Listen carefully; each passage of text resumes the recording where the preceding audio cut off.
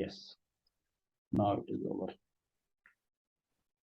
So, good evening once again. Today we'll be talking about the corporate culture and human retention. Before I start, I would like to just ask one question, because we want to make the workplace our employees' favorite hangout. And for that, before I'll try to share my experience and learnings from others also. I'll try to share certain tips and various tools also to ensure that our workplace becomes our employees' favorite hangout. But before I start, I would like to ask a question, and the question is: how many of you agree that the sun rises in the west and sets in the east? Let me repeat my question. How many of you agree that the sun rises in the west and sets in the east? Any comments? Yes or no, agree, disagree, whatever. You can chat, you can speak also. I've got no problem. If The you want the fact that you asked that means you will prove it before we move on. Sir, my name is PK. So आप समझ सकते हैं, जो आदमी नशे में होगा वो यही तो पूछेगा कि सूरज पश्चिम में उगता है और पूरब में डूबता है. सो मैं अब कोशिश करता हूँ सूफी होकर के बात करूं. सो माय और ऊपर से क्वेश्चन टाइम भी इज 8 PM हो गया है. पंजाब में तो खास करके. So sir, my question is, how many of us agree that the sun rises in the east and sets in the west? कितने लोग इस चीज से एग्री करते हैं आप में से? परफेक्ट. अब आप एग्री करते हैं. Thank you very much. How many of you agree that the knowledge is power? Knowledge is power. How many of you agree? बहुत सी चीजें ऐसी हैं जिनको हम यूनिवर्सल ट्रूथ मानते हैं, जैसे कि sun rising in the east and sets in the west, और नॉलेज इज पावर. सो दो चीजें हैं. लास्ट वीक एक सेशन हुआ था, डॉक्टर संजय अग्रवाल जी ने दिया था, और उसमें उन्होंने एक एक्रोनिम यूज किया था, which is GOPTA: goal oriented positive thinking and action.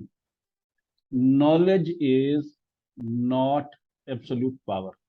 Knowledge is a potential power. You can convert knowledge into power, provided you implement your knowledge, provided you make use of your knowledge. Otherwise, knowledge is not power.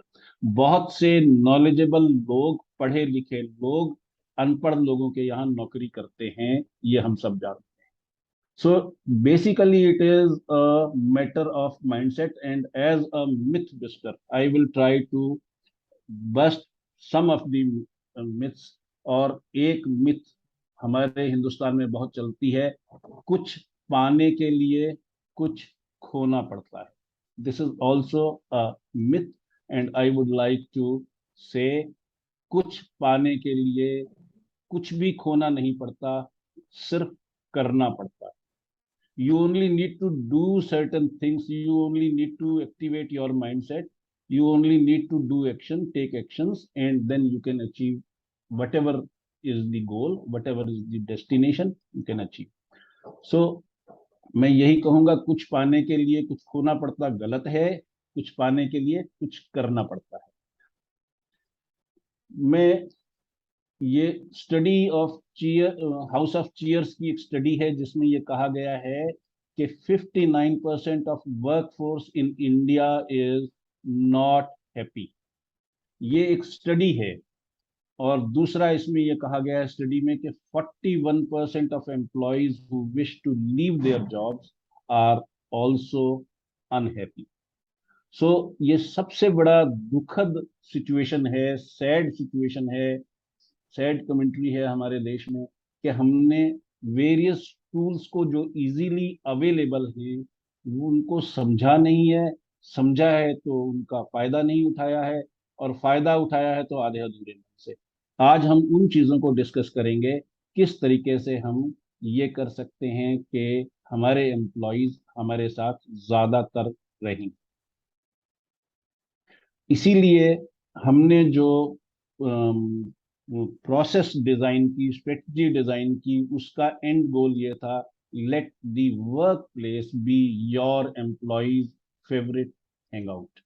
और इसमें जो सबसे बड़ी चीज है वो है mindset की। दो केस स्टडीज में आपके साथ शेयर करना चाहूंगा। एक हमने बचपन में सुनी थी और एक अभी रिसेंटली 2017 में हुई। जो बचपन में सुनी थी वो ये थी कि एक आदमी को जिसने मर्डर किया था फांसी की सजा दे दी गई। I believe everybody can understand Hindi, I will be using English. Hindi English दोनों मिला करके, अगर आपको प्रॉब्लम हो तो फिर मैं इंग्लिश में भी बोल सकता हूँ, बट प्राइमरीली बहुत सी चीजें इसमें हिंदी में भी होंगी so that everybody can understand. First case study ये थी कि एक आदमी ने मर्डर कर दिया था, उसको फांसी की सजा हो गई थी और वो जेल में था। और फांसी से कुछ दिन पहले वहां के, ये यूएसए की बात है, कैलिफोर्निया स्टेट की बात है, और वहां के एक साइकोलॉजिस्ट ने गवर्नमेंट को अप्रोच किया कि मैं एक एक्सपेरिमेंट करना चाहता हूं उन लोगों के साथ, those who have been condemned to, फांसी के लिए जिनको कंडेम किया गया, जिनको फांसी की सजा दी गई है, उनको उन पर मैं कोई प्रयोग करना चाहता हूँ। उन्होंने अपना प्रयोग गवर्नमेंट को बताया, गवर्नमेंट ने एग्री कर लिया, और उसके बाद वो प्रयोग को, एक्सपीरियंस को, उस एक्सपेरिमेंट को पूरा करने के लिए वो और उनके साथ दो तीन डॉक्टर्स की टीम, साइकोलॉजिस्ट और डॉक्टर्स की टीम, उस कैदी के पास गई जिसको कुछ दिन के बाद फांसी की सजा दी। तो साइकोलॉजिस्ट ने उस कैदी को कहा, देखो बात ये है, आपको फांसी की सजा होनी है, वो तो पक्का है, फांसी की सजा आपको हो चुकी है। फांसी जब लगाते हैं किसी आदमी को, 1.5 मिनट तक वो तड़पता रहता है, 1.5 मिनट तड़पने के बाद फिर उसकी मौत होती है। तो इसका मतलब 1.5 मिनट उसको एडिशनल सफर करना पड़ता है, फांसी तो होगी ही होगी। अगर इससे तुम बचना चाहो तो हम ये कर सकते हैं, एक काला कोबरा लाएंगे, वो आपको डसेगा और आपकी 15 सेकंड में मौत हो जाएगी, तो आपको 1.5 मिनट सफर नहीं करना पड़ेगा। But it is your choice, entirely your choice. अगर आप हाँ कहोगे तो कोबरा से आपको डसवाएंगे, अगर आप हाँ नहीं कहोगे तो फांसी नॉर्मल तरीके से जैसे होती है, लटका करके, हैंग करके, उस तरीके से होगी। उसने, कैदी ने 2 4 5 मिनट सोचा, फिर उसने सोचा भाई 1.5 मिनट तकलीफ लेने के बजाय अगर 15 सेकंड में छुटकारा होता है तो ठीक है, चलो वो बढ़िया है। उसने एग्री कर लिया कि ठीक है जी, आप मुझे कोबरा सांप से डसवाइए। जिस दिन फांसी होनी थी उस दिन उसके सामने एक टोकरी में से कोबरा सांप निकाल करके उसको दिखाया गया, और जिसके बारे में उन्होंने फिर कहा कि ये दुनिया का सबसे जहरीला कोबरा सांप है जो आपको डसेगा और 15 सेकंड में आपकी मौत हो। उसके बाद उन्होंने उसकी आंखों पर पट्टी बांध दी, जैसा फांसी के टाइम पे किया जाता है, पूरे मुंह को नकाब से, काली नकाब से ढक देते हैं, वैसे ढक दिया। और उसको सांप से डसवाने के बजाय एक सुई उसके हाथ में चुभो दी गई, और वाकई 15 सेकंड के अंदर उस आदमी की मौत हो गई। ये वाइडली रिपोर्टेड केस है, it is not a story, it is widely reported case and duly discussed, widely, very well recorded, documented case है ये कोई कहानी नहीं है। और मैं आज जितनी भी बातें कहूंगा वो सारी रिसर्च बेस्ड, एविडेंस बेस्ड बातें हैं, उनमें से कोई भी स्टोरी टाइप स्टोरी नहीं है। अदालत में आप जाते हैं तो कहते हैं मैं जो बोलूंगा सच बोलूंगा, सच के अलावा कुछ नहीं बोलूंगा। आज मैं आपको कमिट करता हूं, मैं जो बोलूंगा रिसर्च बोलूंगा, रिसर्च के अलावा कुछ नहीं बोलूंगा। सो फर्स्ट केस स्टडी ये थी कि उस आदमी की मौत सिर्फ सुई चुभने से हुई, और बाद में जब पोस्टमार्टम रिपोर्ट देखी गई उस आदमी की तो ये पाया गया कि कोबरा के जहर से, सांप के जहर से मौत हुई है। तो उसके दिमाग ने जहर पैदा किया, उसके दिमाग ने जहर पैदा किया, वो जहर सारे शरीर में फैला और उसकी मौत हो गई, जबकि उसे सांप से नहीं कटवाया गया था। This this is the first case study. The second case study ये अभी रिसेंट है, कुछ साल पहले, और उसमें ये हुआ, कैंसर के इनिशियल स्टेज के 500 लोग लिए गए, again in California in US, और 500 लोग ऐसे लिए गए जो मतलब 1000 लोग लिए गए और उनको 500 500 के दो ग्रुप्स में बांट दिया गया। एक केस को हिप्नोटाइज करके, एक ग्रुप को हिप्नोटाइज करके 500 लोगों को, और उनको बाद में हिप्नोटिज्म से जब वो उठे तो उनको ये कहा गया, उनको सजेस्ट किया गया हिप्नोटिज्म के टाइम पे कि आपका ऑपरेशन कर दिया गया है और कैंसर का ट्यूमर आपके अंदर से निकाल दिया गया है, और उनके पेट पे हल्का सा स्कार डाल दिया गया ताकि उनको बाद में अगर देखें तो उनको ये लगे हाँ मेरा ऑपरेशन हुआ। और दूसरे 500 ग्रुप का वाकई ऑपरेशन किया गया, उनका ट्यूमर निकाल दिया गया, और दोनों ग्रुप को अगले 3 साल तक जो है उनको स्टडी किया गया, और 3 साल के बाद वो रिसर्च पब्लिश की गई। दोनों ग्रुप्स की प्रोग्रेस 100% सेम थी, यानी वहां भी दिमाग ने ये मान लिया कि हमारा ट्यूमर निकल गया। आपने अक्सर सुना होगा, कुछ लोग कहते हैं कि हमने मानसिक शक्ति के कारण जो है ना जल्दी रिकवरी कर रही। वो मानसिक शक्ति यही है, whatever we think becomes possible, whatever we think, it's always a matter of mindset.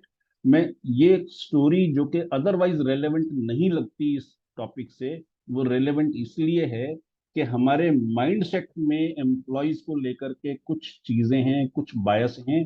वो बायस अगर हम दूर कर लें तो हम कंपनी कल्चर को चेंज करके एम्प्लॉयज को ट्रांसफॉर्म कर सकते हैं एक बड़े प्रोडक्टिव और लॉयल फोर्स के रूप में। मैं स्पेसिफिकली सिर्फ इसलिए इन दो केस स्टडीज का जिक्र किया जिनका अदरवाइज कोई रिलेशन इस टॉपिक से ना हो। और दूसरी चीज, आप जब भी किसी से बात करते हैं, अगर मान लीजिए आप उस वक्त खुश हैं, तो आपका ब्रेन खुशी के हार्मोन्स सिक्रीट करता है। अगर आप उदास हैं तो आपका ब्रेन उदासी के हार्मोन्स सिक्रीट करता है। अगर आप गुस्से में हैं तो आपका ब्रेन गुस्से के, एंगर के, क्रोध के हार्मोन्स सिक्रीट करता है। और उसका इफेक्ट क्या है कि अगर आप गुस्से में थे तो और गुस्से में रहेंगे, लगातार गुस्से में रहेंगे, और आप सामने वाले से गुस्से में बात करेंगे। अगर आप खुशी में हैं तो खुशी में बात करते चलेंगे। ये मल्टीप्लायर इफेक्ट है हमारे ब्रेन की हार्मोन्स की सिक्रीशन का।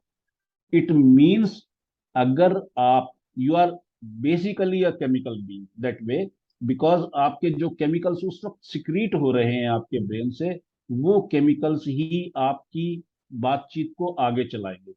इन a way you are powerless.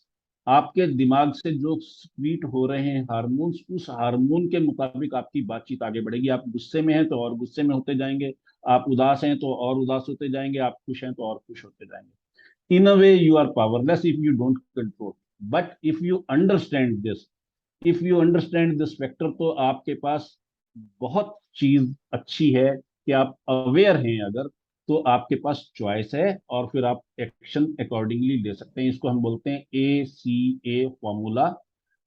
First A stands for awareness, second C stands for choice, and the final A stands for action. आप अवेयर हैं तो आप चूज कर सकते हैं कि आप किस तरह का केमिकल आगे सिक्रिएट करवाएं अपने ब्रेन से। आप उस केमिकल को चेंज कर सकते हैं। खुशी वाले को आप क्रोध वाले को आप खुशी में बदल सकते हैं, उदासी वाले को आप खुशी में बदल सकते हैं। It is perfectly in your control. मैंने इसीलिए कहा कि ये सब चीजें माइंडसेट की बात है। Once you are aware and once you understand that it is in your control, you can have the control. So basic चीज यही है, you are a chemical being, but the advantage is that you can control the secretion of those chemicals.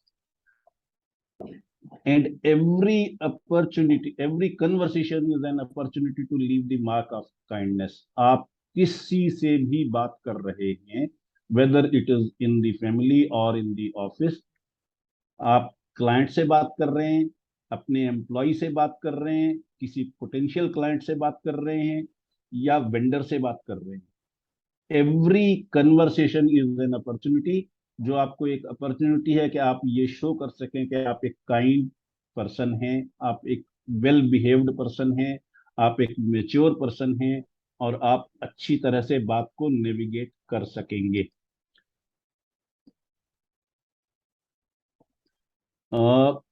Atul ji, screen में आपका आ गया instead of my screen. ये कोई बात नहीं, अब आ गया।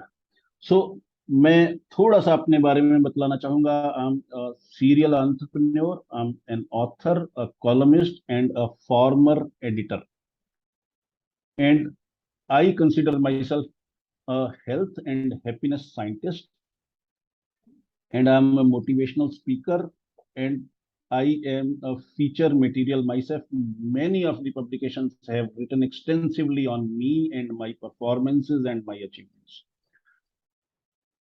I was included in the list of 50 mighty public relation game changers in the country, and this is my photograph. You can see I was also a part of the jury that decides the awards, national awards, We are in not the able to, PR domain.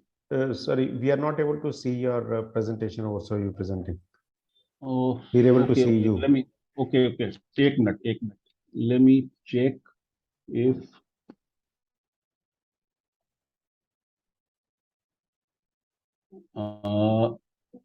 यहाँ share को मैं दोबारा करता हूँ। ये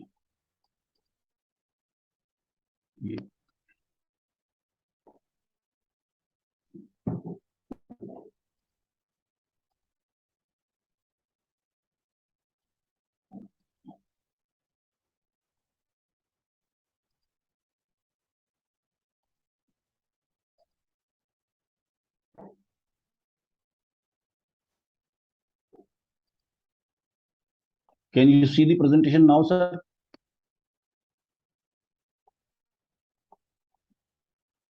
Can you see the presentation now?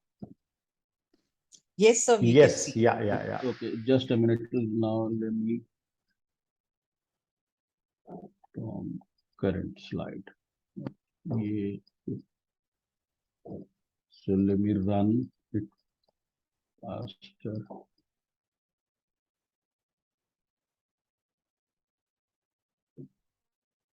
So I believe now you can see the presentation.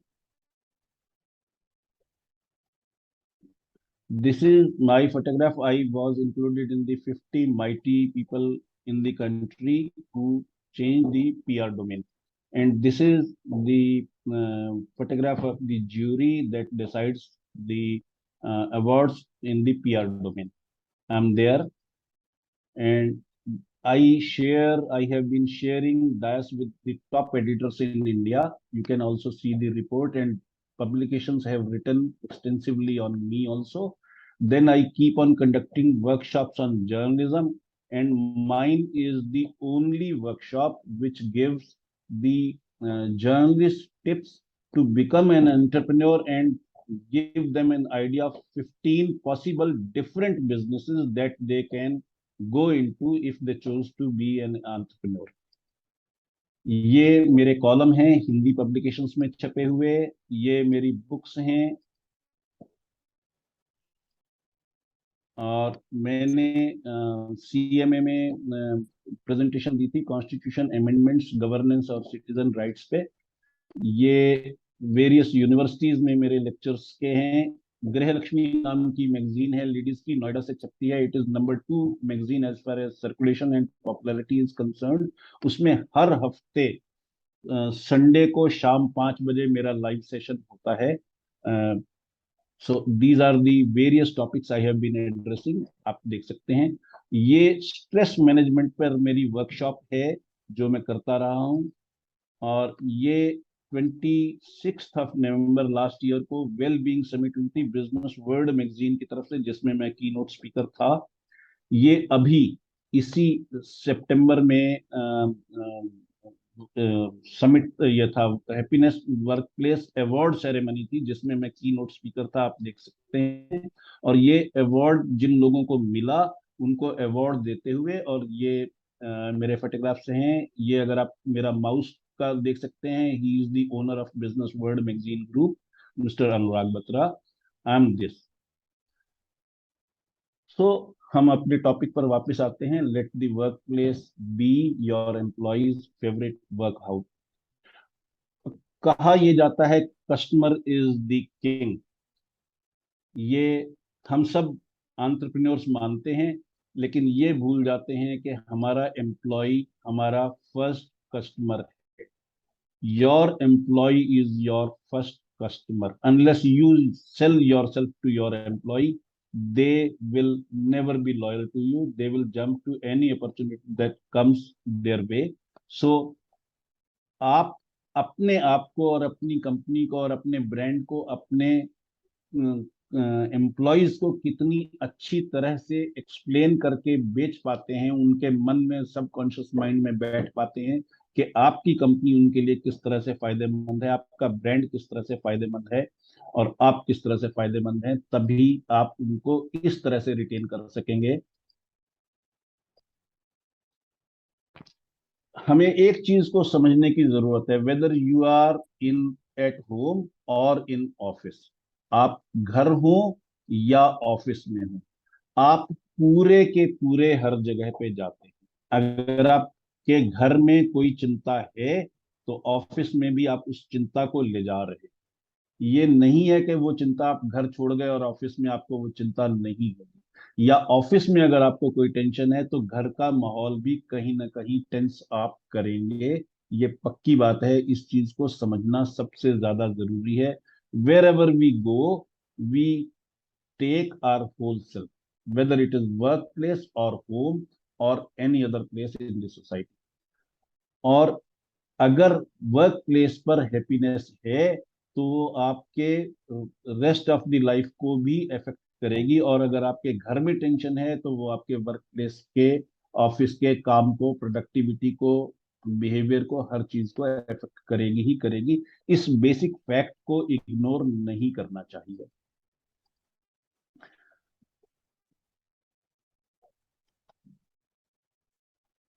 Happy work place होती क्या है, कैसे बनती है? अगर हम इसकी बात करें तो सबसे बड़ी चीज ये है कि आपके एम्प्लॉयज को ये लगना चाहिए कि उनकी कंट्रीब्यूशन मीनिंगफुल है। There is a purpose behind whatever they do, whatever they perform.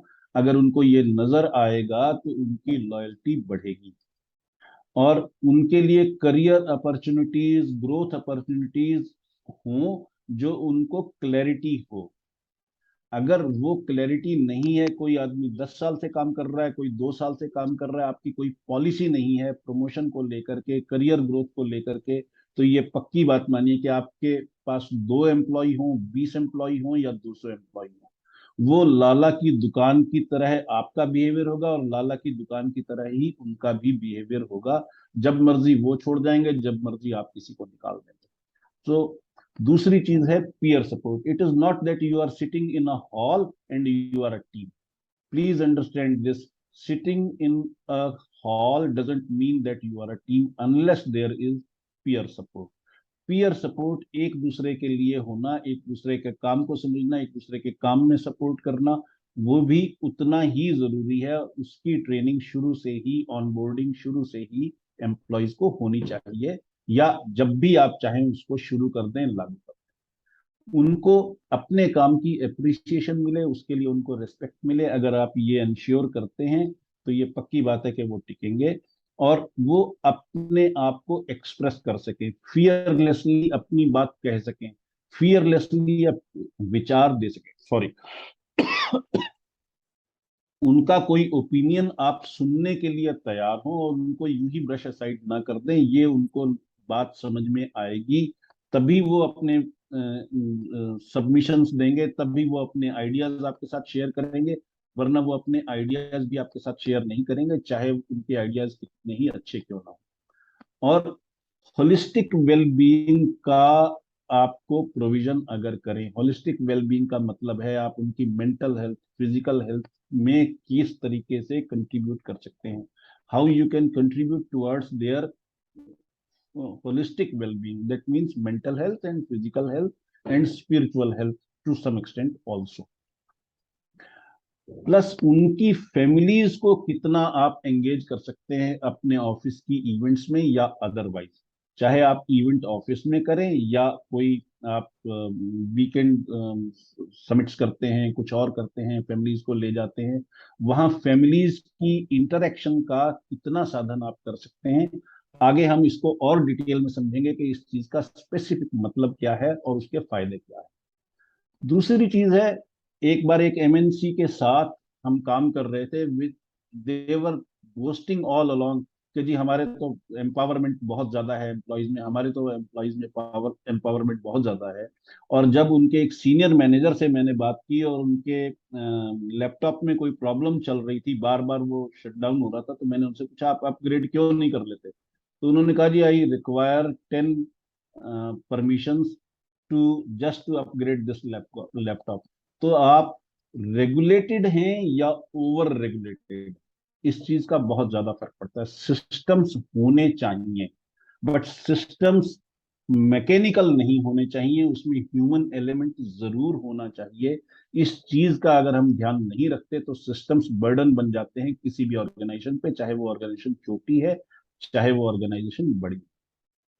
मुझे आहा मोमेंट आया, जैसा कि मैंने शुरू में बताया, we are also a public relations company. तो हम वोडाफोन का पब्लिक रिलेशंस हैंडल करते थे नेशन वाइड, और चूंकि मैं चंडीगढ़ में बेस्ड हूँ और मोहाली में वोडाफोन के अप नॉर्थ दिल्ली ऑफिस का हेड ऑफिस था, यहाँ पर उनके जो सीईओ थे मिस्टर अरुण कपूर, वो बैठते थे। तो उनके साथ मेरी मीटिंग्स बड़ी फ्रीक्वेंट होती थी। चंडीगढ़ से मोहाली 6 किलोमीटर का डिस्टेंस है, और उनकी और हमारी जिसको कहें वेव लेंथ भी मिलती थी, इस कारण से मीटिंग्स कुछ ज्यादा होती थी जरूरत से। तो एक बार उनके मार्केटिंग हेड ने ये कहा कि लोग वोडाफोन ज्वाइन करते हैं because Vodafone is a brand, but 2 महीने के बाद वो अरुण कपूर के लिए काम करना शुरू कर देते हैं। Now this was an amazing statement and it caught my imagination कि लोग वोडाफोन को इसलिए ज्वाइन करते हैं कि वोडाफोन एक ब्रांड है, और 2 महीने के बाद वो अरुण कपूर से इतने अटैच हो जाते हैं कि अरुण कपूर अगर कहे कि छलांग लगा दो छत से, तो वो छलांग लगाने को तैयार। So I try to go deep, and all these years I have been studying only on this कि आप किस तरह से अपने एम्प्लॉयज को इतना लॉयल बना लें कि वो अगर सीईओ कहे छत से छलांग लगा दो, तो एम्प्लॉय छत से छलांग लगाने में भी ना हिचके। उस चीज को आज हम ब्रेक डाउन उसका देखेंगे, टिप्स देखेंगे कि किस तरीके से हुआ ये चीज। और उसका जो कारण है वो ये है कि किसी भी कंपनी में सीईओ के साथ या कंपनी के साथ इंटरेक्शन के वक्त आपका जो एक्सपीरियंस है, वो एक्सपीरियंस ही आज की डेट में करेंसी है। Experience is the new currency. how good you are while talking to people, how humble you are while talking to people, how understanding you are while talking to people, how appreciative you are while talking to people। ये experience बहुत बड़ी चीज है। जब आप अपने juniors के साथ बात करते हैं, जो 6 रंग जूनियर है उसके साथ भी बात करते वक्त अगर आप पोलाइटली बात करते हैं या उसके चैलेंजेस को समझते हैं, उसकी परेशानियों को समझते हैं, उसकी लिमिटेशंस को समझते हैं और उससे हेल्प करते हैं ताकि वो बेटर परफॉर्म कर सके, पॉजिटिव वे में उसको एनकरेज करते हैं, वो एक्सपीरियंस वो आदमी जिंदगी में कभी भी नहीं भूलेगा। आप सैलरी कितनी ही बढ़ा दें, इवन स्टॉक्स ऑप्शन दे दें, उन चीजों का उतना फर्क नहीं है। हालांकि कंट्रीब्यूशन हर चीज की है, पर एक्सपीरियंस का जो फर्क है उसको कोई और चीज रिप्लेस नहीं कर सकती। और ये रियलाइजेशन मुझे बहुत बाद में आई जब अरुण कपूर जी के साथ मिलना हुआ और उनके मार्केटिंग हेड ने कहा, हालांकि मैं उससे पहले एंटरप्रेन्योर था, 6 साल पहले से, ये 2005 की बात है, जब मैंने अरुण कपूर जी के साथ ये चीज समझी और उसको स्टडी करना शुरू किया कि कंपनी कल्चर जो है वो हर हालत में सीईओ फंक्शन है, you should not outsource it. देखिए, हम जैसे जैसे साधन संपन्न होते हैं, पेटी जॉब्स के लिए घर में हम मेड रख लेते हैं, बच्चों के ट्यूशन के लिए हम कोचिंग में भेज देते हैं, पर बहुत से घरों में पेरेंटिंग भी आउटसोर्स हो गई। प्लीज समझिए, कंपनी कल्चर को आउटसोर्स जिस वक्त आपने सिर्फ एचआर को कर दिया, आप ये समझिए कि कंपनी का नुकसान होना शुरू हो जाएगा। It is a CEO function. Unless you are an Adani company or an Ambani company, जहां हजारों की संख्या में है एम्प्लॉयज, जहां आपके लिए पर्सनली लोगों के साथ कांटेक्ट रखना पॉसिबल ही नहीं है, वहां बात अलग है। अदरवाइज फॉर जिसको हम मीडियम एंड एमएसएमई कंपनीज बोलते हैं, उनमें हर हालत में ये सीईओ फंक्शन है। ये हमारा एक्सपीरियंस है और सालों साल का एक्सपीरियंस।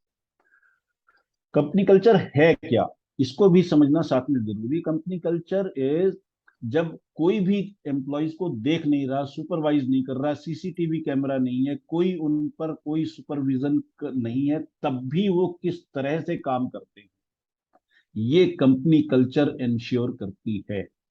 और वो जब सीईओ अवेलेबल नहीं है और कोई क्रूशल डिसीजन लेना हो, तो डिसीजन लेते वक्त वो किस तरह से, क्या प्रोसेस अपनाते हैं, क्या क्राइटेरिया अपनाते हैं, ये डिफाइन करता है कि आपकी कंपनी कल्चर कितनी अच्छी है, कितनी स्ट्रांग है।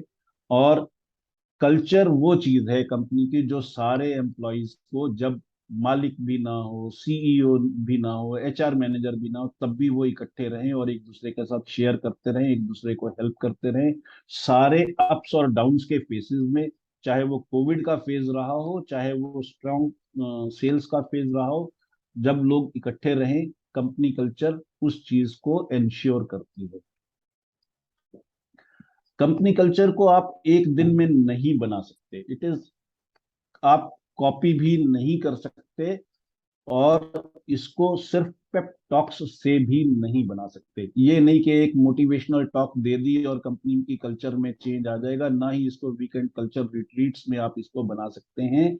इस बेसिक फैक्ट को समझना जरूरी है कि ये टाइम कंज्यूमिंग चीज है, ऑनेस्ट एफर्ट्स रिक्वायर्ड है और माइंडसेट का चेंज रिक्वायर्ड है। इसलिए इसमें हैप्पीनेस गुरु जब मैं बना, इस कारण से इसमें सक्सेसफुल हुआ कि मुझे ये समझ में आया कि bit by bit, with your every action, with your behavior, with your every conversation, you can add happiness to your company culture, to your company, to your employees, and it's bit by bit. It is not कि एक बार आपने कोई खुराक दे दी और वो काम चल गया। It is not the case. और जैसा कि मैंने पहले भी कहा, every interaction is an opportunity to put the stamp of kindness। और अब बड़ी कंपनीज में, जो समझदार कंपनीज हैं, जिन्होंने इस चीज को समझाया, वहां ने एम्प्लॉय और एम्प्लॉय की फैमिली की वेल बीइंग को मूवमेंट के रूप में एक्सेप्ट कर लिया है। इसी कारण से वो सक्सेसफुल है। इसी कारण से वहां पर रेजिग्नेशन का रेट वैसा नहीं है जो हमें अदरवाइज मीडिया में पढ़ने को मिलता है, क्योंकि मीडिया में वो खबर आती है जो अचानक हुई, जो एक ऐसी डेवलपमेंट है जो अचानक हुई। लेकिन उन कंपनियों की खबर कंपैरेटिवली कम आई है जहां एम्प्लॉयज ने नहीं छोड़ा, या छोड़ा तो वापस आ गए। हमारे ही एक क्लाइंट ने, और इवन हमारी कंपनी में भी, कोविड के दौरान या कोविड के बाद मून लाइटिंग की अपॉर्चुनिटीज होने के बावजूद, अगर लोगों ने रिजाइन नहीं किया या रिजाइन किया तो वापस आ गए और इवन कम सैलरी पर वापस आए, तो उसका कारण यही था कि उनको जो इकोसिस्टम मिला, वो इकोसिस्टम दूसरी जगहों पर नहीं मिला, क्योंकि लोगों ने कॉपी किया, वो स्किन डीप गए, वो अंदर तक नहीं गए। उस चीज का फर्क रहा। और यहां मैं वो एक बेसिक चीज आपके साथ शेयर करना चाहता हूं जिसने मेरी जिंदगी को बदला। कोई लगभग 15 साल पहले की बात है, 2007 के शुरू, मिड 2007 की बात है। मैं अपने पब्लिक रिलेशंस क्लाइंट से मीटिंग्स के लिए अलग अलग शहरों में जाता था, और बॉम्बे में मेरी मीटिंग्स थी, 4 दिन के लिए शेड्यूल थी। उन 4 दिनों में से थर्ड डे 3 मीटिंग्स थी। और ये चांस की बात समझिए कि थर्ड डे की तीनों मीटिंग्स मेरी कैंसिल हो गई। तीनों मीटिंग्स कैंसिल हो गई, तो मैंने ये सोचा, मैं चंडीगढ़ का रहने वाला, कोस्टल सिटी में आया हूँ, यहाँ सी शोर है, बीच पे जाऊं, दिन का आनंद लूं, दिन क्यों वेस्ट करूं। सो मैं बीच पे चला गया, और उस बीच पे जहां मैं गया, वहां चबूतरे बने हुए थे जो लगभग 2 फीट चौड़े और 6 फीट लंबे साइज के चबूतरे थे, अलग अलग थोड़े थोड़े डिस्टेंस पे बने हुए। मैं एक चबूतरे पे बैठ गया, बिल्कुल खाली था। मैं 10 एक मिनट 15 मिनट बैठा हूँ। तो उसके बाद एक सज्जन आए, उनके साथ दो छोटे छोटे बच्चे थे। एक 6 साल का लड़का रहा होगा, एक 4 साल का, अप्रोक्सीमेटली ये एज ग्रुप था उनका। और वो आए और आ करके उस बेंच के दूसरे किनारे पर बैठ गए और चुपचाप बैठ करके अपने आप में खो गए, मस्त हो गए, वटेवर। उनके बच्चों ने वहीं आसपास खेलना शुरू कर दिया। थोड़ी देर के बाद उन बच्चों ने रेत में से छोटे छोटे कंकड़ उठा करके आने जाने वाले लोगों पर फेंकने शुरू कर दिए। अब बच्चे बहुत छोटे थे, उनके हाथ में जो कंकड़ आते थे वो भी बहुत छोटे थे। जिन पर वो फेंकते थे उनको वो चोट नहीं पहुंचाते थे, इसलिए जिन लोगों को पर उन्होंने कंकड़ फेंके, एक तो उन्होंने देखा बच्चा छोटा है, एक उनका कुछ नुकसान नहीं हुआ। वो चुपचाप देखा, मुस्कुराए और आगे बढ़ गए। लगभग 5-7 मिनट तक ऐसा चलता रहा। तो मुझे अजीब लगा कि जो सज्जन मेरे पास बैठे हैं वो सिविलाइज्ड फैमिली के एजुकेटेड आदमी नजर आते। कुर्ता पजामा उन्होंने सफेद पहन रखा था और बड़े एजुकेटेड नजर आते थे, पर वो अपने बच्चों को रोक नहीं रहे हैं। मैं बड़ा हैरान हुआ। थोड़ी देर बाद मुझे हल्की सी इरिटेशन से होने लगी कि ये कैसा आदमी है जो सिविलाइज्ड है, एजुकेटेड है, और इनके बच्चे शरारत कर रहे हैं, लोगों पे पत्थर फेंक रहे हैं, और उसके साथ रेत जा रही है जो लोगों के कपड़ों पर लग रही है, लोग झाड़ रहे हैं, पर बच्चे तो गलत कर रहे हैं ना, ये क्यों नहीं रोक। तो मैंने उनको ये कहा, भाई साहब, आपके बच्चे लोगों पर पत्थर फेंक रहे हैं, आप इनको रोकिए। तो जैसे आदमी नींद से जागता है इस तरीके से वो हिले।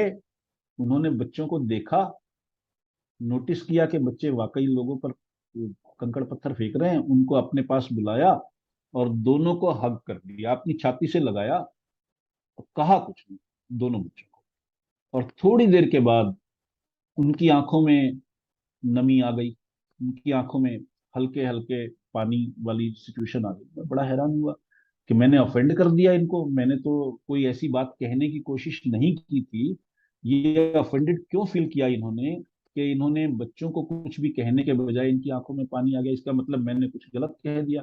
मैं 2 मिनट 3 मिनट फिर ऑब्जर्व करता रहा, वो उसी तरीके से आंखों में पानी और बच्चों को छाती से लगाया हुआ। मैंने फिर उनसे पूछा, भाई साहब, क्या मैंने आपको ऑफेंड कर दिया, कुछ गलत कह दिया? अगर मैंने कुछ गलत कहा तो प्लीज मुझे माफ कर दीजिए। तो वो उन्होंने बच्चों को साइड पे बैठाया, उठे, खड़े हुए, मेरे पास आए, मेरे पैर छुए और पैर छू करके कहने लगे, नहीं सर, आप तो मुझसे बहुत बड़े हैं, आपने तो कुछ भी गलत नहीं कहा। ये कह करके फिर अपनी जगह पे चले गए, फिर बच्चों को छाती से लगाया, फिर उसी तरह से चुप। मैं बड़ा हैरान हुआ। कमाल है कि बच्चों को अभी भी ये कुछ नहीं कह रहे और ये भी मान रहे हैं, ये इतने सिविलाइज्ड है कि उठ करके मेरे पैरों को हाथ लगा लिया और ये कह रहे हैं आप तो मुझसे बहुत बड़े हैं, आपने कुछ गलत नहीं कहा, लेकिन बच्चों को नहीं रोक रहे। मैं फिर 1-2 मिनट 3 मिनट देखता रहा।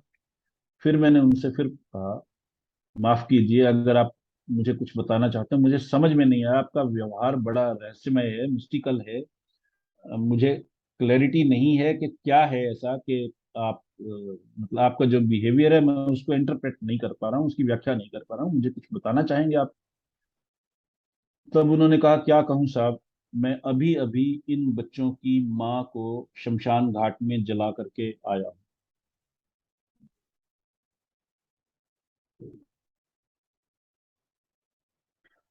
सोचिए कि 1 सेकंड पहले तक मैं उस आदमी के बारे में क्या सोच रहा था, और उस 1 सेकंड में पैराडाइम शिफ्ट कैसे हुआ। उस 1 सेकंड ने मेरी सोच को कैसे बदल दिया। मेरे को क्या अथॉरिटी है कि मैं किसी दूसरे आदमी को जज करूं? आई डू नॉट नो कि उसके स्ट्रगल्स क्या हैं, उसके चैलेंजेस क्या हैं, उसकी प्रॉब्लम्स क्या हैं, वो किस हालात से गुजर रहा है, और मैं उसको जज कर रहा हूं। Everyone has a story, and if we understand this, even our employees may have a story. While dealing with them, can we be kind? Can we be understanding enough कि हम ये समझ सकें कि उनके चैलेंजेस हैं क्या। अगर उनका कोई बिहेवियर कभी गलत है, हमें चुभ रहा है, उनसे गलतियां बार बार हो रही हैं, तो क्या उसके पीछे कारण क्या है।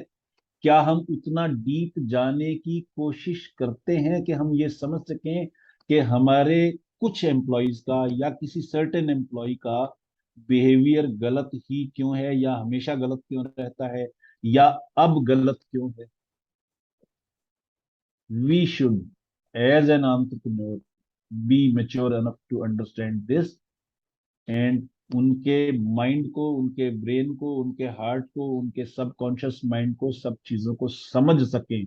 ये कुवत हम जब पैदा कर लेंगे तो हमारे एम्प्लॉयज की लॉयल्टी हमारे साथ बढ़ेगी।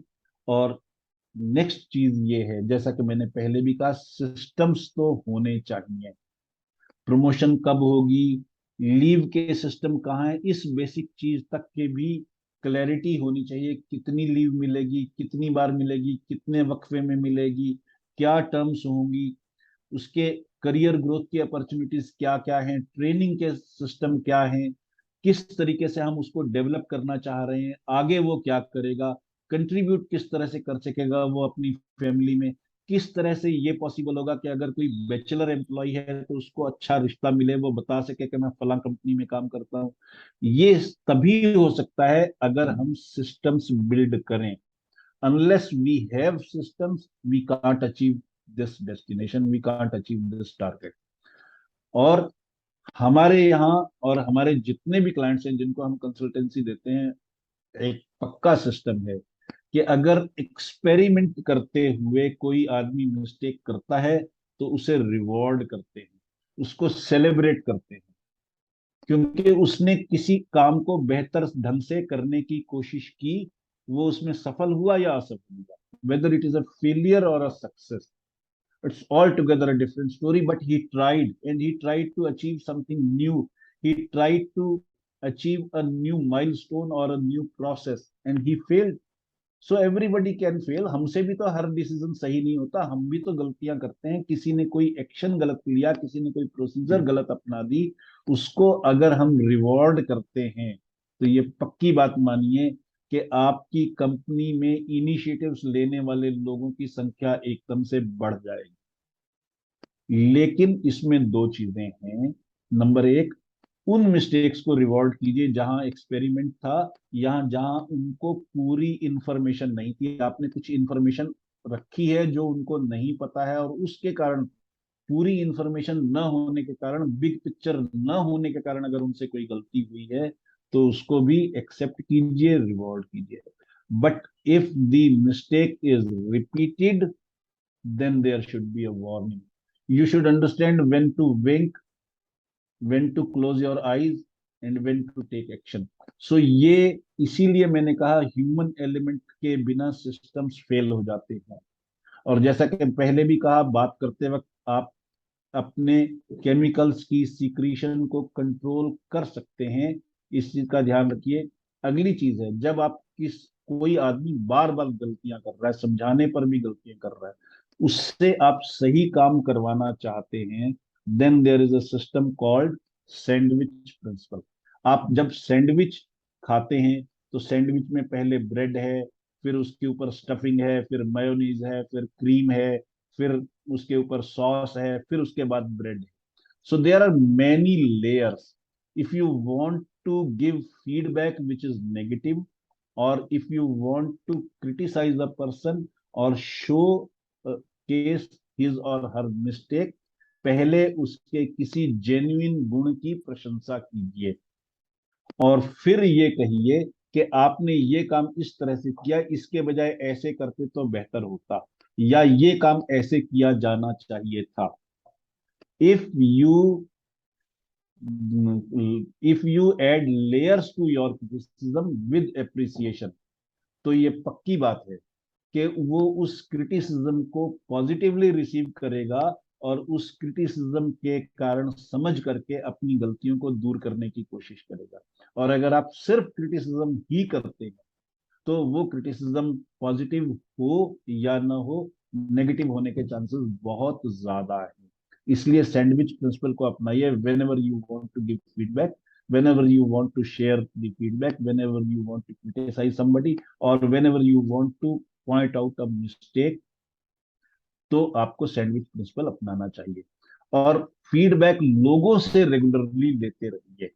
सिर्फ फीडबैक देना ही नहीं, फीडबैक लेना भी उतना ही जरूरी है हैप्पी कल्चर को इंश्योर करने के लिए कि लोग भी ये बताएं कि उनको क्या अच्छा लगता है और क्या बुरा लगता है। और अगर कभी किसी ने रिजाइन किया तो उस वक्त उससे जो पूछेंगे वो खुल करके बताएगा, क्योंकि उसको फिर ये डर नहीं है कि मेरा बॉस मेरा कुछ बिगाड़ सकता है। एग्जिट सर्वे बहुत ही इफेक्टिव टूल है कल्चर को स्ट्रॉन्ग करने का, कि आपको इनसाइट मिलेगी कि आपके कल्चर में इंप्रूवमेंट कहाँ पॉसिबल है, कहाँ गलतियां आपसे या बाकी स्टाफ से हो रही हैं जिसको चेंज किया जाना जरूरी है। और जो लोगों ने रिजाइन नहीं किया उनसे ये पूछना कि आपने अपॉर्चुनिटी के बावजूद रिजाइन नहीं किया तो उसके पीछे आपका क्या कारण है, यहाँ आपको क्या अच्छा लगा हमारी कंपनी में। इस तरह की फीडबैक से हमेशा आपको फायदा होगा। अब हम बात करते हैं हैप्पी कल्चर के टूल्स की। मैंने जैसा कि पहले भी बतलाया कि फैमिली एंगेजमेंट बहुत एसेंशियल है, क्योंकि कई बार एम्प्लॉय कोई बात नहीं कह पाता, एम्प्लॉय का स्पाउस, उसके पेरेंट्स, उसके बच्चे वो आपको इंसाइट दे सकते हैं कि उनके घर में क्या चल रहा है, एम्प्लॉय के माइंड में क्या चल रहा है। वो फीडबैक आपको फैमिली मेंबर्स से मिलेगी जो कि आपको कई बार एम्प्लॉय से नहीं मिलती। अब जो बहुत बड़ी चीज है वो है 6 लेयर्स ऑफ कनेक्शन प्रिंसिपल। हमारे जितने भी क्लाइंट्स हैं उनके साथ जब हम काम करते हैं तो हम एक चीज इंश्योर करते हैं। मैं सवेरे भी हमारी एक बातचीत हो रही थी अतुल जी से, तो मैं ये कह रहा था कि हर कंपनी में BNI कॉन्सेप्ट को अपनाया जाना चाहिए। BNI कॉन्सेप्ट में ये होता है कि आपका कोई चैलेंज है, आप कहीं मीटिंग फिक्स करना चाहते हैं, आप किसी को अप्रोच नहीं कर पा रहे, कोई आदमी आपको टाइम नहीं दे रहा, जो कोई दूसरा ऐसा आदमी है जो BNI का मेंबर है उसका अगर वहां कनेक्शन है तो वो अपने इन्फ्लुएंस यूज करके, अपने गुड ऑफिस यूज करके आपके लिए मीटिंग इंश्योर करवा देता है, आपके लिए बिजनेस अपॉर्चुनिटी क्रिएट करवा देता है, आपके बच्चे को स्कूल में एडमिशन दिलवा देता है, किसी को फोन कर देता है, कहीं सिफारिश कर देता है।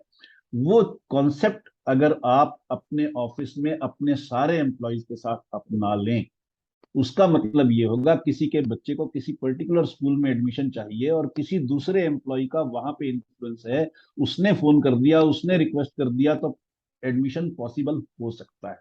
ये BNI प्रिंसिपल का क्रक्स है जो आप अपने ऑफिस में अप्लाई कर सकते हैं, जिसमें आपका कोई पैसा खर्च नहीं होता पर उसकी इफेक्टिवनेस बहुत ज्यादा है।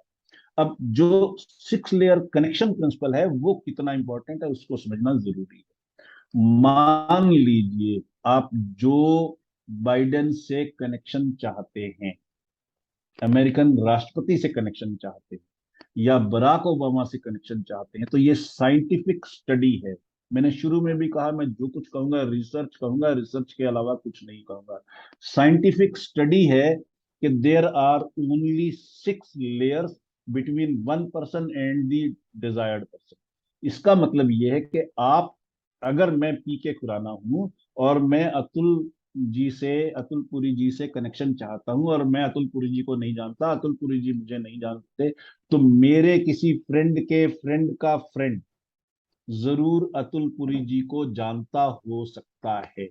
ये जनरल सिचुएशन है।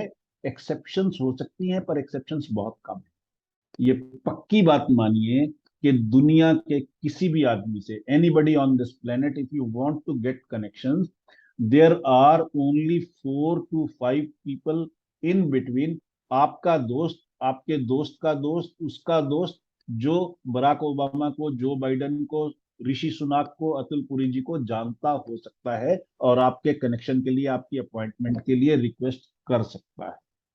ये 6 लेयर कनेक्शन प्रिंसिपल है। इसको आप अप्लाई करते हैं तो आपके बिजनेस की लीड जनरेशन भी पॉसिबल होती है, एम्प्लॉयज की डिफिकल्टीज को, उनके चैलेंजेस को सॉल्व करना भी बिना पैसे खर्च किए पॉसिबल हो जाता है। अगर उनकी चैलेंजेस को आप इस तरीके से हल करवा रहे हैं तो वो किसी और जगह जाएंगे नहीं, क्योंकि आपने एक इकोसिस्टम क्रिएट कर दिया। You have not just created a system, you have created an ecosystem. ये बहुत बड़ी एडवांटेज है अगर आप इस चीज को समझ सकें, कनेक्शंस पर कनेक्शंस को। अब हम आखिर की तरफ बढ़ रहे हैं, कुछ चीजें टूल्स आपको दे रहा हूं specifically. It is not your company or your brand that matters, it is the employee who matters. आप उनकी सफलताओं का क्रेडिट एम्प्लॉयज को दीजिए, और इवन जब आप अपने कस्टमर्स के साथ कम्युनिकेट करते हैं तब भी एम्प्लॉय को हीरो बनाइए। You should appreciate your employees कि उसने ये अचीवमेंट की, उसके कारण आपको बेस्ट सर्विस मिलेगी। वो एम्प्लॉय इतना सीनियर है, वो एम्प्लॉय इतना एक्सपीरियंस्ड है, वो एम्प्लॉय इतना डेडिकेटेड है कि रात को आपने 12 बजे भी कॉल किया तो वो आपकी कॉल रिसीव करेगा और आपकी प्रॉब्लम को हल करेगा। जब आप अपने एम्प्लॉय की इस तरह से प्रशंसा करते हैं, जब आप उसको हीरो बना देते हैं, तो उसमें सेंस ऑफ रेस्पॉन्सिबिलिटी आ जाती है और वो वाकई आपकी उम्मीदों पर खरा उतरने की कोशिश करता है।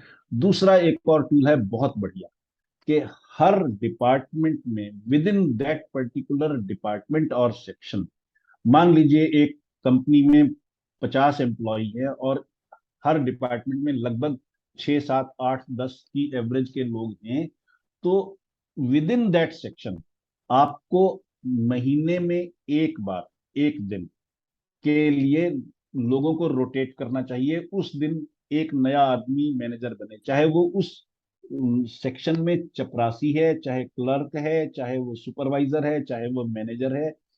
हर एक को महीने में एक दिन अगर मौका मिलेगा कि उस पर्टिकुलर दिन वो उस डिपार्टमेंट को अपने तरीके से चलाए, तो इसके दो तीन फायदे।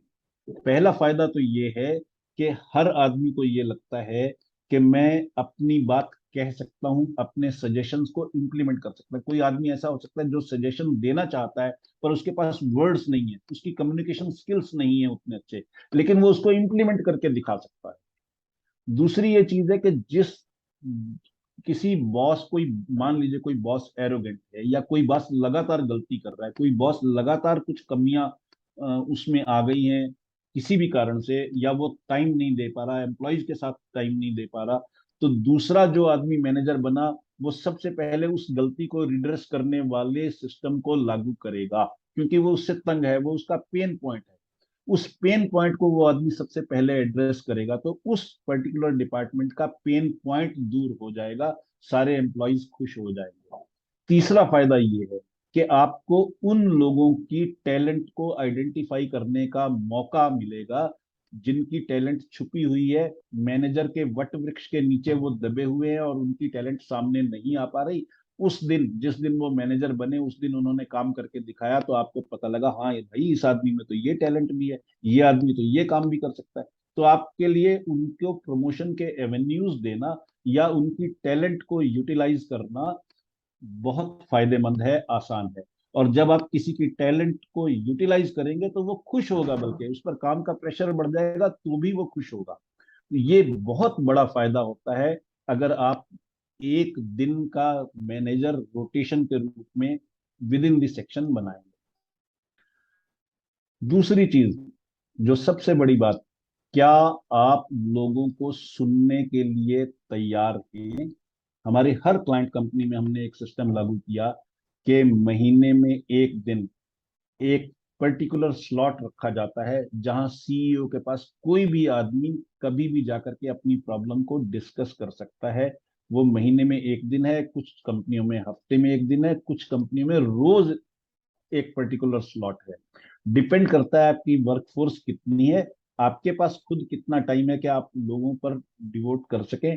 बट आप इसको प्लान कर सकते हैं, और प्लान प्रैक्टिकली इस ढंग से कर सकते हैं कि आप पर वो टाइम बर्डन भी ना बने, आप दूसरी चीजों को इग्नोर भी ना करें, पर लोगों की बात को सुन करके, समझ करके, और अपनी कंपनी में जो इनिशिएटिव चाहिए वो इम्प्लीमेंट कर सकें।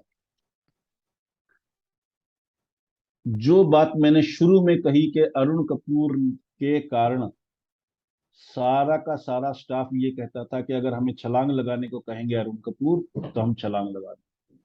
वो चीज क्या थी? अरुण कपूर में एक खासियत थी, और वो खासियत हमने रिकमेंड की अपने हर क्लाइंट को अपनाने की, और हमारी भी हर कंपनी में वो चीज रिलीजियसली लागू होती है। कि हम सिर्फ अपने एम्प्लॉयज को ही नहीं जानते, उनकी पूरी फैमिली को जानते हैं, उनके स्पाउस क्या है, स्पाउस करते क्या है, पेरेंट्स कहाँ रहते हैं, पेरेंट्स क्या करते हैं, उनके पेरेंट्स के चैलेंजेस क्या हैं, उनके स्पाउस के चैलेंजेस क्या हैं, उनको समझ करके उनको भी रिजॉल्व करने की कोशिश करते हैं। जब हम इस हद तक जाते हैं तो वो एम्प्लॉय आपका एम्प्लॉय होने के बजाय ना, जैसे आपने किसी को हिप्नोटाइज कर लिया।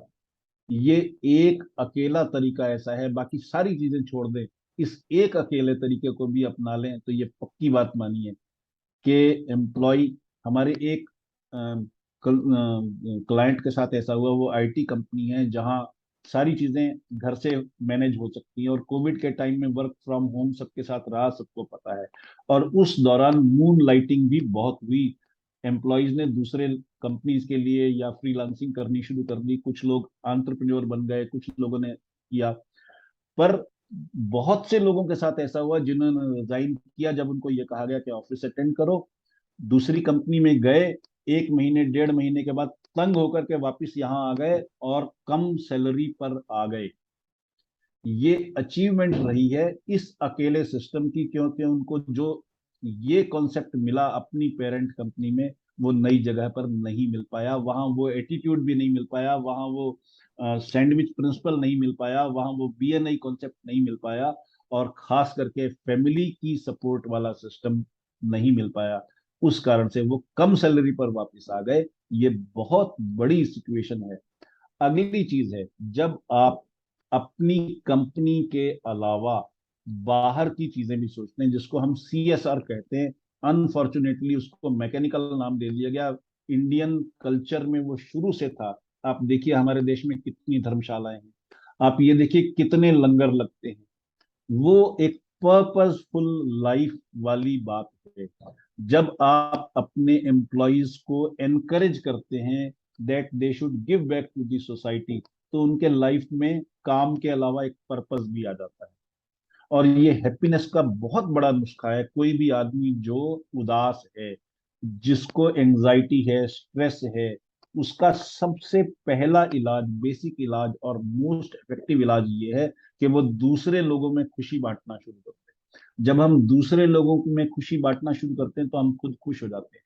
हमारे जो सीक्रेट होते हैं हार्मोन्स, वो खुशी वाले हार्मोन्स हो जाते हैं। आप एक छोटे बच्चे के साथ खेलना शुरू कर दीजिए, आप कितने खुश हो जाएंगे। वही इफेक्ट होता है जब आप किसी उदास आदमी को खुश करना शुरू कर देते हैं। अगर मैं हैप्पीनेस गुरु हूं तो मुझे खुश रहने का तरीका ही यही है कि मैं दूसरे लोगों को खुश कर रहा हूँ। आज इस वर्कशॉप के माध्यम से अगर मैंने कुछ टूल दिए हैं तो मेरा निवेदन ये है कि इसको जिंदगी में अपनाइए। जो मैंने बिल्कुल शुरू में कहा कि संजय अग्रवाल जी ने जो लास्ट वीक में वर्कशॉप की थी, सेशन किया था, उसमें गोप्टा एक्रोनिम था और उसमें लास्ट वर्ड ही एक्शन था। Knowledge is power only if implemented. Otherwise, it is not power. It is potential power. It is not absolute power. So ये जब आप अपने एम्प्लॉयज को परफॉर्म करने के लिए पर्पस भी दे दें तो वो आपकी कंपनी के साथ जुड़े रहते हैं, जुड़े रह सकते हैं, और तब आपको रेजिग्नेशन का फियर नहीं होगा। एक चीज तो पक्की समझिए कि ये नहीं होगा कि रेजिग्नेशन ना हो। लोग वहां से भी, गूगल से भी छोड़ते हैं, माइक्रोसॉफ्ट से भी रिजाइन करते हैं। अगर ऐसी कंपनियों से रिजाइन करते हैं तो हमारी कंपनी से किसी ने रिजाइन कर दिया, वो कोई बड़ी बात नहीं है, क्योंकि गोल्स डिफर कर सकते हैं, एम्बिशंस डिफर कर सकती हैं, हालात डिफर कर सकते हैं, कई चीजें चेंज हो सकती हैं। लेकिन रेजिग्नेशंस का रेशो इतना कम होगा कि वो आपको तंग नहीं करेगा।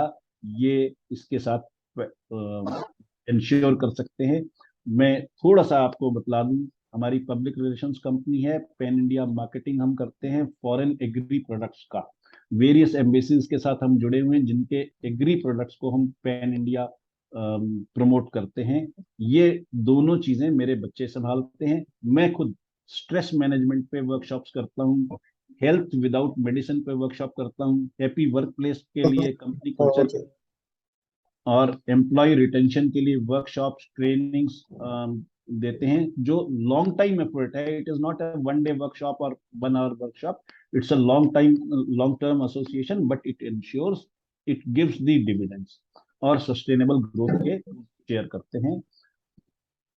इवन डॉक्टर्स भी स्ट्रेस्ड होते हैं. या आप देख सकते हैं, मेरी वर्कशॉप हुई ग्रेवल आई इंस्टीट्यूट में, which is a hospital, and this hospital has was the world's fourth hospital to have the highest quality certification. वहां पर वर्कशॉप की उनके डॉक्टर्स के लिए.